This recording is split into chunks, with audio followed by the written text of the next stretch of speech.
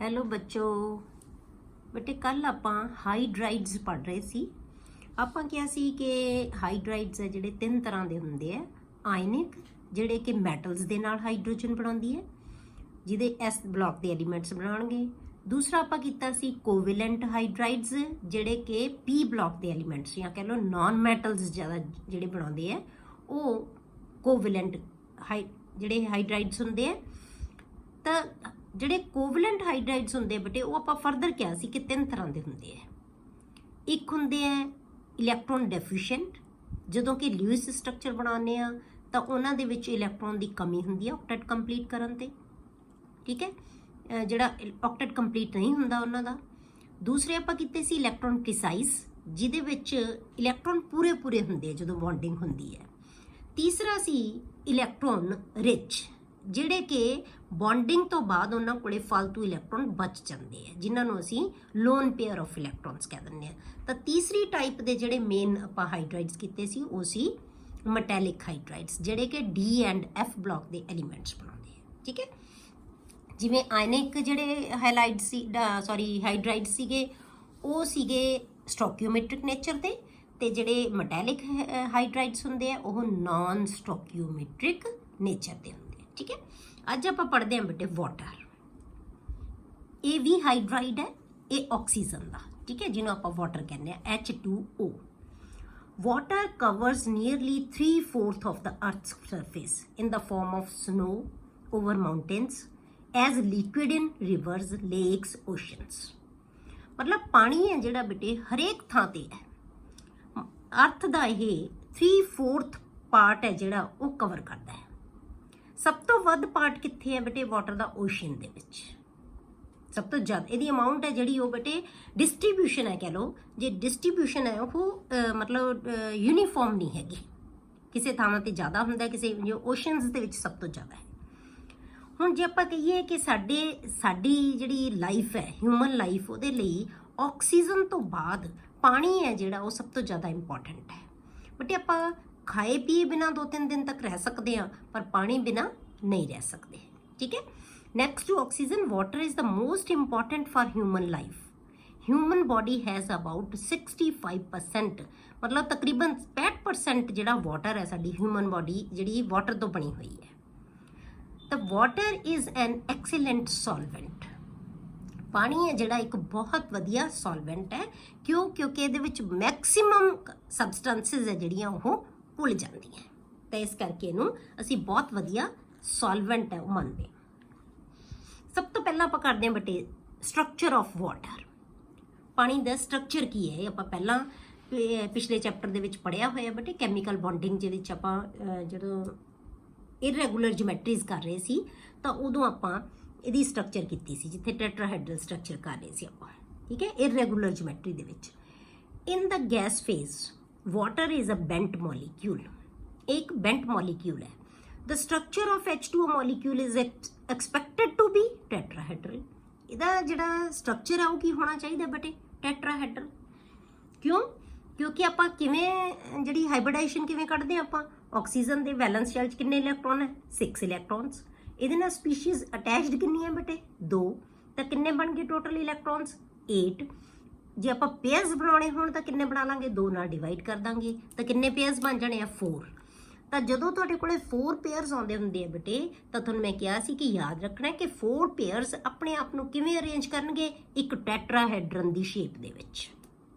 ਤਾਂ ਇਹਦੀ ਸ਼ੇਪ ਟੈਟਰਾਹੈਡਰਨ ਹੋਣੀ ਚਾਹੀਦੀ ਹੈ, ਠੀਕ ਹੈ, ਕਿਉਂਕਿ ਸਾਡੇ ਕੋਲੇ ਟੋਟਲ ਪੇਅਰਸ ਕਿੰਨੇ ਆ ਰਹੇ ਆ? 4 ਆ ਰਹੇ ਆ। ਪਰ ਇਹਦੀ ਸ਼ੇਪ ਟੈਟਰਾਹੈਡਰਨ ਨਹੀਂ ਹੁੰਦੀ, ਡਿਸਟੋਰਟਡ ਹੁੰਦੀ ਹੈ। ਕਿਉਂਕਿ ਇਹਦੇ ਵਿੱਚ ਬੌਂਡ ਪੇਅਰ ਤਾਂ ਸਿਰਫ 2 ਹੀ ਹੈ ਨਾ। ਤਾਂ 2 ਹੈ ਜਿਹੜੇ ਉਹ ਕੀ ਹੈ? ਲੋਨ ਪੇਅਰ ਆਫ ਇਲੈਕਟ੍ਰੋਨ ਹੈ ਆਕਸੀਜਨ ਕੋਲੇ। ਤਾਂ ਇਸ ਕਰਕੇ ਜਿਹੜੀ ਵੈਸਪਰ ਥਿਊਰੀ ਹੈ, VSEPR ਥਿਊਰੀ ਹੈ, ਉਹ ਕੀ ਕਹਿੰਦੀ ਹੈ ਕਿ ਲੋਨ ਪੇਅਰ ਰਿਪਲਸ਼ਨ ਜ਼ਿਆਦਾ ਹੁੰਦੀ ਹੈ as compare to lone pair bond pair, as compare to bond pair. ਇਸ ਕਰਕੇ ਇਹਦੀ ਜਿਹੜੀ ਜਿਓਮੈਟਰੀ ਉਹ ਡਿਸਟੋਰਟ ਹੋ ਜਾਂਦੀ ਹੈ।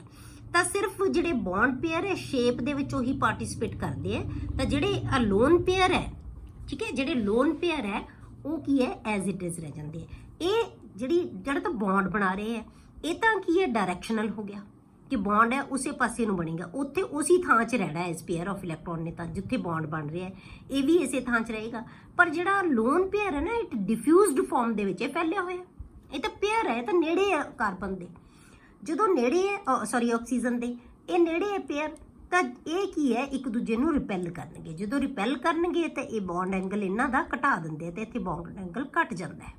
ਜੇ ਆਪਾਂ ਰੈਗੂਲਰ ਟੈਟਰਾਹੈਡਰਨ ਰਹੀਏ ਤਾਂ ਉਹਦੇ ਵਿੱਚ ਬੌਂਡ ਐਂਗਲ ਕਿੰਨਾ ਹੁੰਦਾ ਬੇਟੇ, 109.5, ਪਰ ਜਿਹੜਾ ਵਾਟਰ ਦੇ ਵਿੱਚ ਆ ਜਾਂਦਾ ਹੈ HOH ਦਾ ਬੌਂਡ, ਉਹ ਹੁੰਦਾ ਹੈ 104.5, ਘਟ ਜਾਂਦਾ ਹੈ। ਕਿਉਂ ਘਟ ਜਾਂਦਾ ਹੈ? ਕਿਉਂਕਿ ਇਹ ਪੇਅਰ ਆਫ ਇਲੈਕਟ੍ਰੋਨ ਇਹਨੂੰ ਰਿਪੈਲ ਕਰ ਦਿੰਦੇ ਆ, ਬੈਂਡ ਕਰ ਦਿੰਦੇ ਆ। ਇਸ ਕਰਕੇ ਜਿਹੜੇ ਇਹ ਲੋਨ ਪੇਅਰ ਹੈ, ਇਹਨੂੰ ਮੰਨੋ ਤੁਸੀਂ ਇਨਵਿਜ਼ੀਬਲ ਹੈ, ਮਤਲਬ ਇਹ ਸ਼ੇਪ 'ਚ ਪਾਰਟਿਸਿਪੇਟ ਹੀ ਨਹੀਂ ਕਰਦੇ, ਇਹ ਤਾਂ ਪੇਅਰ ਆਫ ਇਲੈਕਟ੍ਰੋਨ ਇਹਦੇ ਕੋਲੇ ਪਏ ਹੈ, ਕਿਉਂਕਿ ਇਹਦੇ ਨਾਲ ਕੋਈ ਸਪੀਸ਼ੀਜ਼ ਅਟੈਚ ਹੀ ਹੈ ਨਹੀਂਗੀ, ਸਿਰਫ ਸ਼ੇਪ ਕੌਣ ਬਣਾਉਣਗੇ, ਬੌਂਡ ਪੇਅਰਸ। ਤਾਂ ਇਸ ਕਰਕੇ ਇਹਦੀ ਸ਼ੇਪ ਕੀ ਹੁੰਦੀ ਹੈ, ਬੈਂਡ ਸ਼ੇਪ। ਠੀਕ ਹੈ, ਆਪਾਂ ਬਹੁਤ ਡਿਟੇਲ ਦੇ ਵਿੱਚ ਕੈਮੀਕਲ ਬੌਂਡਿੰਗ 'ਚ ਪੜ੍ਹਿਆ ਹੋਇਆ। ਤਾਂ ਜੇ ਆਪਾਂ ਇਹਨੂੰ ਦੱਸਣਾ ਹੋਵੇ ਕਿ ਇਹਦੀ ਪੋਲੈਰਿਟੀ ਹੈ ਜਿਹੜੀ ਮੋਲੀਕਿਊਲ ਦੀ ਬਹੁਤ ਹੁੰਦੀ ਹੈ, ਹਾਈਲੀ ਪੋਲਰ ਮੋਲੀਕਿਊਲ ਹੁੰਦਾ ਇਹ। ਕਿਉਂ? ਕਿਉਂਕਿ ਆਕਸੀਜਨ ਹੈ ਜਿਹੜੀ ਬਹੁਤ ਜ਼ਿਆਦਾ ਇਲੈਕਟ੍ਰੋਨੈਗੇਟਿਵ ਸਪੀਸ਼ੀਜ਼ ਹੈ, ਇਹ ਇਲੈਕਟ੍ਰੋਨਸ ਨੂੰ ਆਪਣੇ ਵੱਲ ਅਟਰੈਕਟ ਕਰ ਲੈਂਦੀ ਹੈ, ਇਹ ਬੌਂਡ ਪੇਅਰ ਦੇ ਇਲੈਕਟ੍ਰੋਨ ਨੂੰ ਆਪਣੇ ਵੱਲ ਅਟਰੈਕਟ ਕਰ ਲੈਂਦੀ ਹੈ। ਤਾਂ ਕੀ ਹੈ, ਜੇ ਤਾਂ ਇਹਦੀ ਜਿਹੜੀ ਜਿਓਮੈਟਰੀ ਹੁੰਦੀ ਲੀਨੀਅਰ, ਫਿਰ ਤਾਂ ਇਹ ਇੱਕ ਦੂਜੇ ਨੂੰ ਕੀ ਕਰ ਦੇਣਾ ਸੀ, ਕੈਂਸਲ ਆਊਟ ਕਰ ਦਿੰਦੇ, ਪਰ ਹੁਣ ਕੀ ਹੈ, ਇਹਦੀ ਨੈਟ ਡਾਈਪੋਲ ਮੂਵਮੈਂਟ ਹੋਏਗੀ। ਕਲੀਅਰ? ਤਾਂ ਇਹਨੂੰ ਆਪਾਂ ਕਹਿੰਦੇ ਆ ਕਿ ਇਹ ਡਾਈਪੋਲ ਹੈ, ਇੱਕ ਡਾਈਪੋਲ ਹੈ ਇਹ, ਜਾਂ ਡਾਈਪੋਲਰ ਮੋਲੀਕਿਊਲ ਹੈ ਜਿਹਦੇ ਦੋ ਪੋਲਸ ਬਣੇ ਹੋਏ ਹੈ, ਇੱਕ ਨੈਗੇਟਿਵ ਤੇ ਇੱਕ ਪੋਜ਼ਿਟਿਵ। ਕਿਉਂਕਿ ਇਹ ਕੀ ਹੈ, ਨੈਗੇਟਿਵ ਕਿਉਂ ਹੈ? ਕਿਉਂਕਿ ਇਹਦੀ ਇਲੈਕਟ੍ਰੋਨੈਗੇਟਿਵਿਟੀ ਜ਼ਿਆਦਾ ਹੈ, ਇਹ ਇਲੈਕਟ੍ਰੋਨ ਦੇ ਪੇਅਰ ਨੂੰ ਆਪਣੇ ਵੱਲ ਅਟਰੈਕਟ ਕਰ ਲੇਗਾ, ਇਹ ਤੋਂ ਇਲੈਕਟ੍ਰੋਨ ਖਿੱਚ ਲਿਆ, ਇਹਦੇ ਉੱਤੇ ਵੀ ਪੋਜ਼ਿਟਿਵ ਚਾਰਜ ਆ ਗਿਆ, ਇਹਦੇ ਕੋਲੋਂ ਵੀ ਇਲੈਕਟ੍ਰੋਨ ਖਿੱਚ ਲਿਆ, ਇਹਦੇ ਕੋਲੇ ਵੀ ਪੋਜ਼ਿਟਿਵ ਚਾਰਜ ਆ ਜਾਏਗਾ। ਤਾਂ ਦੋ ਪੋਲਸ ਬਣ ਗਏ, ਪੋਜ਼ਿਟਿਵ ਐਂਡ ਨੈਗੇਟਿਵ। ਤਾਂ ਇਸ ਕਰਕੇ ਇਹ ਇੱਕ ਡਾਈਪੋਲਰ ਮੋਲੀਕਿਊਲ ਹੈ। ਠੀਕ ਹੈ, ਆਪਾਂ ਕਿਹਾ ਕਿ ਇਹਦੀ ਆਪਾਂ ਐਕਸਪੈਕਟ ਕਰਦੇ ਹਾਂ ਕਿ ਟੈਟਰਾਹੈਡਰਨ ਹੋਣੀ ਚਾਹੀਦੀ ਹੈ, but two lone pairs distort its geometry. ਇਹ ਦੋ ਲੋਨ ਪੇਅਰ ਹੈ ਨਾ ਜਿਹੜੇ ਬੇਟੇ, ਉਹ ਇਹਦੀ ਜਿਓਮੈਟਰੀ ਨੂੰ ਕੀ ਕਰ ਦਿੰਦੇ ਆ, ਡਿਸਟੋਰਟ ਕਰ ਦਿੰਦੇ ਆ। It is a highly polar molecule. ਇਹ ਹੁਣ ਆਪਾਂ ਤੁਹਾਨੂੰ ਮੈਂ ਦੱਸਤਾ ਕਿ ਪੋਲਰ ਮੋਲੀਕਿਊਲ ਕਿਉਂ ਹੈ, due to more electronegativity of oxygen atom. ਠੀਕ ਹੈ, ਇਹ ਆਪਾਂ ਸ਼ੇਪ ਦਿਖਾਤੀ, ਬੈਂਡ ਸ਼ੇਪ। ਇਹ ਆਪਾਂ ਦਿਖਾਤਾ ਕਿ ਡਾਈਪੋਲ ਮੋਲੀਕਿਊਲ ਹੈ। ਇਹ ਆਪਾਂ ਦਿਖਾਈ ਹੈ ਇਹਦੀ ਆਰਬਿਟਲ ਪਿਕਚਰ ਆਫ ਵਾਟਰ, ਇਹ ਵਾਟਰ ਦੀ ਆਰਬਿਟਲ ਪਿਕਚਰ ਹੈ। ਕਲੀਅਰ? ਇਹ ਤਾਂ ਆਪਾਂ ਗੈਸਿਅਸ ਫੇਜ਼ 'ਚ ਲੈ ਲਿਆ। ਹੁਣ ਜੇ ਆਪਾਂ ਲਿਕੁਇਡ ਫੇਜ਼ ਦੇ ਵਿੱਚ ਲੈਂਦੇ ਹਾਂ ਬੇਟੇ ਵਾਟਰ ਨੂੰ, ਤਾਂ ਇਹ ਕੀ ਹੈ, ਇਹਦੇ ਵਿੱਚ ਹਾਈਡਰੋਜਨ ਬੌਂਡਿੰਗ ਬਣੀ ਹੋਈ ਹੁੰਦੀ ਹੈ, ਇਹ ਇੱਕ ਐਸੋਸੀਏਟਡ ਮੋਲੀਕਿਊਲ ਬਣ ਜਾਂਦਾ ਹੈ। ਮਤਲਬ ਕਿ H2O ਸਾਰੇ ਆਪਸ ਦੇ ਵਿੱਚ ਅਟੈਚ ਹੋ ਜਾਂਦੇ ਆ through hydrogen bonding. In liquid phase, water molecules are associated together by hydrogen bonds. Hydrogen bonds ਦੇ ਨਾਲ ਇੱਕ ਦੂਜੇ ਦੇ ਨਾਲ ਇਹ ਬੰਨੇ ਜਾਂਦੇ ਆ, ਐਸੋਸੀਏਟ ਹੋ ਜਾਂਦੇ ਆ। ਕਿਉਂਕਿ ਹਾਈਡਰੋਜਨ ਬੌਂਡਿੰਗ ਦੇ ਵਾਸਤੇ ਸਾਨੂੰ ਪਤਾ ਹੈ ਕਿ ਦੋ ਹੀ ਚੀਜ਼ਾਂ ਚਾਹੀਦੀਆਂ ਹੁੰਦੀਆਂ ਬੇਟੇ, ਇੱਕ ਹਾਈਡਰੋਜਨ ਤੇ ਇੱਕ ਇਲੈਕਟ੍ਰੋਨੈਗੇਟਿਵ ਸਪੀਸ਼ੀਜ਼। ਹਾਈਡਰੋਜਨ ਤਾਂ ਹੈਗੀ ਹੋਈ ਹੈ, ਤੇ ਆਕਸੀਜਨ ਕੀ ਹੈ, ਇਲੈਕਟ੍ਰੋਨੈਗੇਟਿਵ ਸਪੀਸ਼ੀਜ਼ ਹੈ। ਇਸ ਕਰਕੇ ਇਹਦੇ ਵਿੱਚ ਕੀ ਹੈ, ਹਾਈਡਰੋਜਨ ਬੌਂਡ ਬਣ ਜਾਂਦਾ ਹੈ, ਸਾਰੇ ਮੋਲੀਕਿਊਲ ਇੱਕ ਦੂਜੇ ਨਾਲ ਅਟੈਚ ਹੋ ਜਾਂਦੇ ਹੈ। ਜਿਵੇਂ ਆਪਾਂ ਹਾਈਡਰੋਜਨ ਬੌਂਡਿੰਗ ਦਿਖਾਉਣੀ ਹੋਵੇ ਤਾਂ ਕੀ ਹੈ, ਇਹ ਤੁਹਾਡੇ ਕੋਲੇ ਆ ਗਿਆ H, ਇੱਥੇ ਇਹ ਕੀ ਹੈ, H ਹੈ। ਇਸੇ ਤਰ੍ਹਾਂ ਦੂਜਾ ਮੋਲੀਕਿਊਲ ਅਸੀਂ ਲੈ ਲਾਂਗੇ, ਇਹਦੇ ਦੂਜੇ ਮੋਲੀਕਿਊਲ ਦੇ ਵਿੱਚ ਵੀ ਕੀ ਹੈ, ਇਹ H ਹੈ, ਇਹ H ਇੱਧਰ ਆ ਗਿਆ। ਇਹ ਵਾਟਰ ਦੇ, ਇਹ ਮੋਲੀਕਿਊਲ ਦੀ ਆਕਸੀਜਨ ਤੇ ਦੂਜੇ ਮੋਲੀਕਿਊਲ ਦੀ ਹਾਈਡਰੋਜਨ, ਇਹ ਆਪਸ 'ਚ ਮਿਲ ਕੇ ਕੀ ਬਣਾ ਲੈਂਦੇ ਬੇਟੇ, ਹਾਈਡਰੋਜਨ ਬੌਂਡ। ਤਾਂ ਸਾਰੇ ਮੋਲੀਕਿਊਲ ਇੱਕ ਦੂਜੇ ਦੇ ਨਾਲ ਐਸੋਸੀਏਟ ਹੋ ਜਾਂਦੇ, ਜੁੜ ਜਾਂਦੇ ਹੈ। ਤਾਂ ਜਦੋਂ ਜੁੜ ਜਾਣਗੇ ਤਾਂ ਇੱਕ ਦੂਜੇ ਤੋਂ ਦੂਰ ਨਹੀਂ ਜਾ ਸਕਦੇ, ਤਾਂ ਕੀ ਬਣ ਜਾਣਗੇ, ਲਿਕੁਇਡ ਫਾਰਮ ਦੇ ਵਿੱਚ ਆ ਜਾਂਦੇ। ਜਦੋਂ ਗੈਸ ਹੋਏਗੀ ਤਾਂ ਇਹ ਸਾਰੇ ਮੋਲੀਕਿਊਲ ਅਲੱਗ-ਅਲੱਗ ਰਹਿਣਗੇ। ਜਦੋਂ ਇਹ ਲਿਕੁਇਡ ਬਣੇਗਾ ਤਾਂ ਨੇੜੇ ਆ ਜਾਣਗੇ, ਇੱਕ ਦੂਜੇ ਨਾਲ ਬੰਨੇ ਜਾਣਗੇ, ਤਾਂ ਕੀ ਬਣ ਜਾਂਦੇ ਆ, ਉਹ ਲਿਕੁਇਡ ਫਾਰਮ ਦੇ ਵਿੱਚ ਐਗਜ਼ਿਸਟ ਕਰਦੇ ਆ। ਠੀਕ ਹੈ, ਤਾਂ ਆਪਾਂ ਕਹਿਣਾ ਕਿ ਲਿਕੁਇਡ ਫਾਰਮ ਦੇ ਵਿੱਚ, ਲਿਕੁਇਡ ਤੇ ਸੋਲਿਡ ਦੋਨੋਂ ਫਾਰਮਸ ਦੇ ਵਿੱਚ ਬੇਟੇ ਇਹਦੇ ਹਾਈਡਰੋਜਨ ਬੌਂਡਿੰਗ ਹੁੰਦੀ ਹੈ। The solid or crystalline form of water is ice. ਜਿਹੜੀ ਇਹਦੀ solid form ਨੂੰ ਅਸੀਂ ਕੀ ਕਹਿ ਦਿੰਦੇ ਆ, ice. The presence of hydrogen bonding in liquid and solid phase explains some unique properties. ਹੁਣ ਇਸ ਹਾਈਡਰੋਜਨ ਬੌਂਡਿੰਗ ਦੇ ਕਰਕੇ ਬੇਟੇ ਵਾਟਰ ਦੇ ਵਿੱਚ ਕੁਝ ਕੁ ਯੂਨੀਕ ਪ੍ਰੋਪਰਟੀਜ਼ ਹੁੰਦੀਆਂ ਜਿਹੜੀਆਂ ਕਿ ਇਹਦੇ ਮਤਲਬ ਇਹਦੇ ਕੰਪੇਰੇਬਲ ਜਿਹੜੇ ਕੰਪਾਊਂਡ ਹੈ ਨਾ, ਇਦਾਂ ਦੇ ਹੀ ਜਿਹੜੇ ਕੰਪਾਊਂਡ ਹੈ ਉਹਨਾਂ ਨਾਲੋਂ ਇਹਦੀਆਂ ਪ੍ਰੋਪਰਟੀਜ਼ ਹੈ ਜਿਹੜੀਆਂ ਕੁਝ ਕੁ ਡਿਫਰੈਂਟ ਹੁੰਦੀਆਂ। अलग हो जाती हैं किहदी वजह करके हाइड्रोजन बॉन्डिंग होने करके। ठीक है, हुण इहदी पहली प्रॉपर्टी की है, बहुत important, ice floats over water. कोई भी सॉलिड चीज़ है जिहड़ी उहदी डेंसिटी हमेशा ज़्यादा हुंदी है बेटे, तो वो चीज़ डुब जाती है। ठीक है, पर आइस है जिहड़ी वाटर दे उत्ते फ्लोट करती है। आइस फ्लोट करन दा मीनिंग की है बेटे कि आइस दी डेंसिटी वाटर नालों घट होएगी, क्योंकि जिहड़ी चीज़ दी डेंसिटी घट होएगी उही ऊपर फ्लोट करेगी ना। इहदा मतलब की है कि density of ice is less than water, water नालों घट इहदी डेंसिटी हुंदी है, इस करके जिहड़ी आइस है वो वाटर दे उत्ते फ्लोट करती है। तो इहदा रीजन आपां यही दिता होया, the density of ice is less than that of water. हुण ये क्यों डेंसिटी घट है, इहदा आपां रीजन देखते हैं कि जिहड़ी डेंसिटी आइस दी वो घट क्यों है। इन आइस, आइस का मतलब सॉलिड स्टेट इहदी जिहड़ी हैगी है, the H2O molecules are arranged tetrahedrally in space. मतलब कि एक बहुत प्रॉपर अरेंजमेंट बना लेंदे, टेट्राहेड्रल दी फॉर्म दे विच अरेंज हो जाते हैं सारे water molecules. The hydrogen bonding gives a cage like structure, इन्हूं कहने असीं केज लाइक स्ट्रक्चर, एक पिंजरे वर्गा स्ट्रक्चर बना दिंदे ये सारे वाटर मॉलिक्यूल, टेट्राहेड्रली एक दूजे दे नाल अटैच हो जाते हैं। ठीक है, cage like structure with wide holes और एम्प्टी स्पेसिस, ਉਹਦੇ ਵਿੱਚ ਖਾਲੀ ਥਾਵਾਂ ਬਚ ਜਾਂਦੀਆਂ। ਹੁਣ ਇਹ ਕਿਵੇਂ ਬਣਦਾ ਬੇਟੇ, ਇੱਕ ਵਾਟਰ ਮੋਲੀਕਿਊਲ ਹੈ ਜਿਹੜਾ, ਇਹਦੇ ਦੋ ਕੋਵੈਲੈਂਟ ਬੌਂਡ ਬਣੇ ਹੋਏ ਹੁੰਦੇ, ਸਾਨੂੰ ਪਤਾ ਹੈ, ਇੱਕ O ਦੇ ਨਾਲ ਦੋ H ਅਟੈਚ ਹੋਏ ਹੋਏ ਹੈ। ਹੁਣ ਮੈਂ ਤੁਹਾਨੂੰ ਪਿੱਛੇ ਦਿਖਾਇਆ ਸੀ ਕਰਕੇ ਕਿ ਇਹ ਦੂਜੇ ਮੋਲੀਕਿਊਲ ਦੇ ਨਾਲ ਹਾਈਡਰੋਜਨ ਬੌਂਡ ਬਣਾ ਲੈਂਦੇ ਆ। ठीक है, तो एक मॉलिक्यूल नाल इहदा मतलब की होया बेटे कि एक ऑक्सीजन है जिहड़ी वो 4 हाइड्रोजन दे नाल अटैच हुई हुई है, जिहड़े चारों मिलके एक टेट्राहेड्रन बना लेंदे हैं। ठीक है, एक टेट्राहेड्रन बना लेंदे हैं। इहदे विच दो बॉन्ड कोवैलेंट होणगे, दो हाइड्रोजन बॉन्ड होणगे जिहड़े कि अपने नेबर मॉलिक्यूल नाल बनाए हुए है। एक मॉलिक्यूल नाल एक बॉन्ड बना लिया, दूजे मॉलिक्यूल नाल दूजा हाइड्रोजन बॉन्ड बना लिया। ठीक है, इस तरह ए मॉलिक्यूल दे ए कोवलेंट बॉन्ड है, इहदे नाल हाइड्रोजन बॉन्ड बन गया, इहदा ए कोवलेंट सी, इहदा नाल ये हाइड्रोजन बॉन्ड बन गया।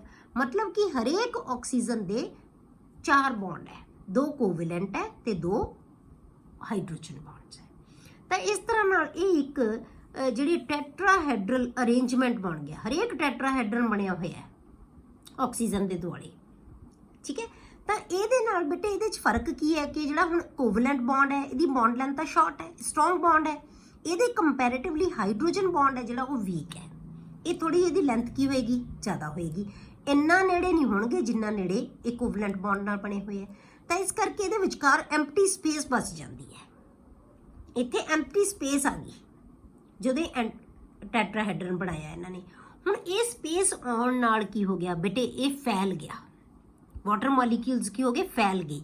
जदों फैल गए तो वॉल्यूम की हो गया बेटे, वध गया। जदों भी किसी चीज़ का वॉल्यूम बढ़ेगा तो हमेशा डेंसिटी उहदी की होएगी, घटेगी।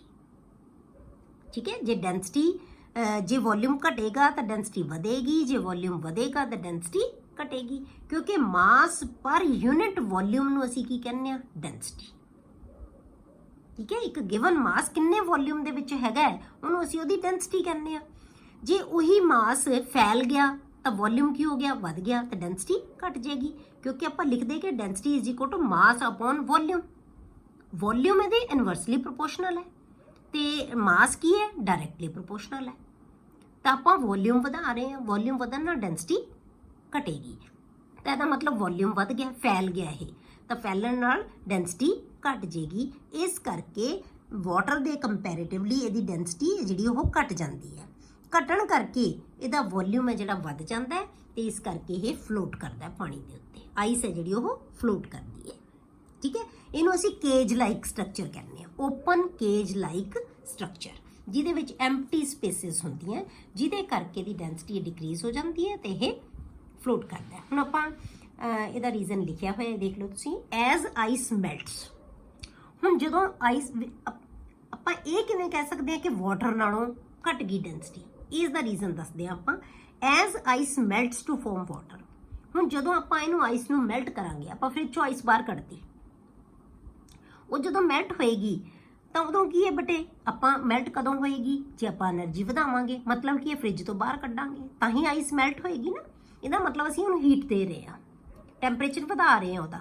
ਦ ਹੀਟ એનર્ਜੀ ਸਪਲਾਈਡ, ਜਿਹੜੀ ਅਸੀਂ ਹੀਟ ਦੇ ਰਹੇ ਹਾਂ, ਬਾਹਰ ਆ ਰਿਹਾ ਉਹ, ਬਾਹਰ ਆ ਰਹੀ ਹੈ ਆਈਸ ਜਦੋਂ ਫ੍ਰਿਜ ਤੋਂ, ਤਾਂ ਉਦੋਂ ਕੀ ਹੈ, ਉਹਨੂੰ ਹੀਟ ਮਿਲੇਗੀ। ਉਹ ਹੀਟ ਹੈ ਜਿਹੜੀ ਉਹਦੇ ਕੁਝ ਹਾਈਡਰੋਜਨ ਬੌਂਡਸ ਨੂੰ ਤੋੜ ਦੇਗੀ। ਜਦੋਂ ਕੁਝ ਹਾਈਡਰੋਜਨ ਬੌਂਡ ਟੁੱਟ ਜਾਣਗੇ ਬੇਟੇ ਤਾਂ ਉਦੋਂ ਕੀ ਹੋਏਗਾ, ਇਹਦਾ ਅਰੇਂਜਮੈਂਟ ਕੀ ਹੋ ਗਿਆ, ਕੋਲੈਪਸ ਹੋ ਜਾਏਗਾ। ਇਹਦਾ ਜਿਹੜਾ ਸਟਰਕਚਰ, ਕੇਜ ਲਾਈਕ ਸਟਰਕਚਰ ਬਣਿਆ ਹੋਇਆ ਸੀ, ਤਾਂ ਉਹ ਕੀ ਹੈ, ਟੁੱਟ ਜਾਏਗਾ। ਜਦੋਂ ਇਹ ਟੁੱਟੇਗਾ ਤਾਂ ਇਹ ਮੋਲੀਕਿਊਲ ਇੱਕ ਦੂਜੇ ਦੇ ਨੇੜੇ ਆ ਜਾਣਗੇ, ਡਿੱਗ ਜਾਣਗੇ ਨਾ ਇੱਕ ਦੂਜੇ ਦੇ ਵੱਲ ਨੂੰ। ਜਦੋਂ ਆ ਟੁੱਟ ਹੀ ਗਿਆ, ਕੁਝ ਕੁ ਬੌਂਡ ਹੈ ਟੁੱਟ ਜਾਣਗੇ, ਤਾਂ ਕੁਝ ਬੌਂਡ ਟੁੱਟਣ ਨਾਲ ਉਹਦਾ ਜਿਹੜਾ ਅਰੇਂਜਮੈਂਟ ਹੈ, ਜਿਹੜਾ ਪ੍ਰੋਪਰ ਉਹਨੇ ਅਰੇਂਜਮੈਂਟ ਬਣਾਇਆ ਸੀ, ਉਹ ਅਰੇਂਜਮੈਂਟ ਨਹੀਂ ਰਹੇਗਾ, ਉਹ ਕੋਲੈਪਸ ਹੋ ਜਾਏਗਾ। ਤਾਂ ਫਿਰ ਕੀ ਹੋਏਗਾ, the water molecules in water, the H2O molecules in water come close to one another, ਇੱਕ ਦੂਜੇ ਦੇ ਨੇੜੇ ਆ ਜਾਣਗੇ। Therefore density of water increases. ਠੀਕ ਹੈ, ਤਾਂ ਵੋਲਿਊਮ ਕੀ ਹੋ ਜਾਏਗਾ, ਘਟ ਜੇ। ਜਦੋਂ ਮੋਲੀਕਿਊਲ ਨੇੜੇ ਆ ਗਏ ਤਾਂ ਵੋਲਿਊਮ ਕੀ ਹੋ ਜਾਏਗਾ ਬੇਟੇ, ਘਟ ਜਾਏਗਾ। ਤੇ ਜਦੋਂ ਵੋਲਿਊਮ ਘਟ ਗਿਆ ਤਾਂ ਉਹਦੀ ਡੈਂਸਿਟੀ ਕੀ ਹੋ ਜਾਏਗੀ, ਵੱਧ ਜਾਏਗੀ। ਇਹਦਾ ਮਤਲਬ ਵਾਟਰ ਦੀ ਡੈਂਸਿਟੀ ਕੀ ਹੈ, ਵੱਧ ਹੈ। ਆਈਸ ਦੀ ਡੈਂਸਿਟੀ ਕੀ ਸੀ, ਘੱਟ ਸੀ। ਠੀਕ ਹੈ, ਇਸੇ ਕਰਕੇ ਆਪਾਂ ਕਹਿੰਦੇ ਆ ਕਿ ਆਈਸ ਫਲੋਟਸ ਓਵਰ ਵਾਟਰ।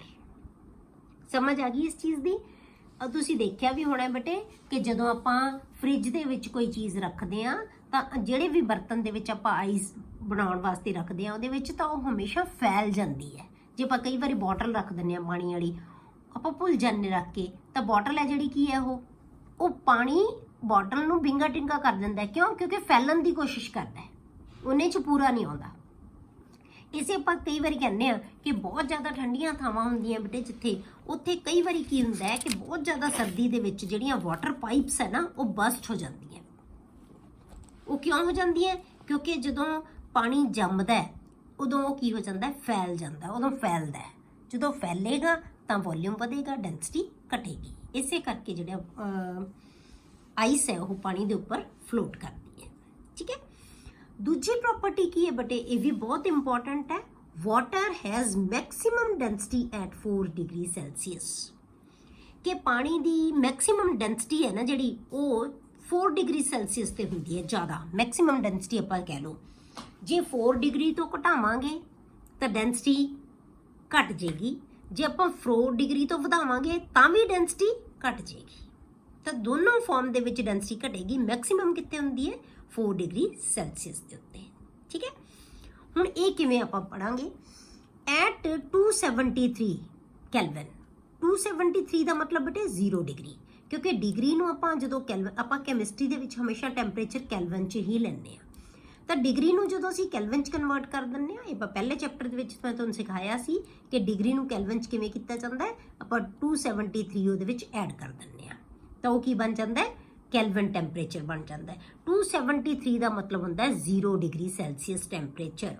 ਤਾਂ 0 ਡਿਗਰੀ ਜਦੋਂ ਟੈਂਪਰੇਚਰ ਹੁੰਦਾ ਹੈ ਨਾ ਬੇਟੇ, ਉਦੋਂ ਆਈਸ ਤੇ ਵਾਟਰ ਦੋਨੋਂ ਐਗਜ਼ਿਸਟ ਕਰਦੇ ਹੈ। ਤੁਸੀਂ ਕੀ ਕਰੋ, 0 ਡਿਗਰੀ ਟੈਂਪਰੇਚਰ ਮੇਨਟੇਨ ਰੱਖੋ, ਆਈਸ ਵੀ ਪਾ ਦਿਓ, ਪਾਣੀ ਵੀ ਪਾ ਦਿਓ ਉਹਦੇ ਵਿੱਚ। ਉਹ ਆਈਸ ਤੇ ਵਾਟਰ ਦੋਨੋਂ ਐਗਜ਼ਿਸਟ ਕਰਨਗੇ, ਪਾਣੀ ਵੀ ਰਹੇਗਾ, ਆਈਸ ਵੀ ਰਹੇਗੀ। ਠੀਕ ਹੈ, ਨਾ ਤਾਂ ਪਾਣੀ ਪੂਰਾ ਜੰਮੇਗਾ, ਆਈਸ ਬਣਾਏਗਾ, ਨਾ ਹੀ ਪੂਰੀ ਆਈਸ ਪਿਘਲੇਗੀ ਕਿ ਪਾਣੀ ਬਣਾਏਗਾ। ਦੋਨੋਂ ਚੀਜ਼ਾਂ ਐਗਜ਼ਿਸਟ ਕਰਨਗੀਆਂ ਜਦੋਂ ਟੈਂਪਰੇਚਰ ਕੀ ਹੋਏਗਾ, 0 ਡਿਗਰੀ। ਕਲੀਅਰ?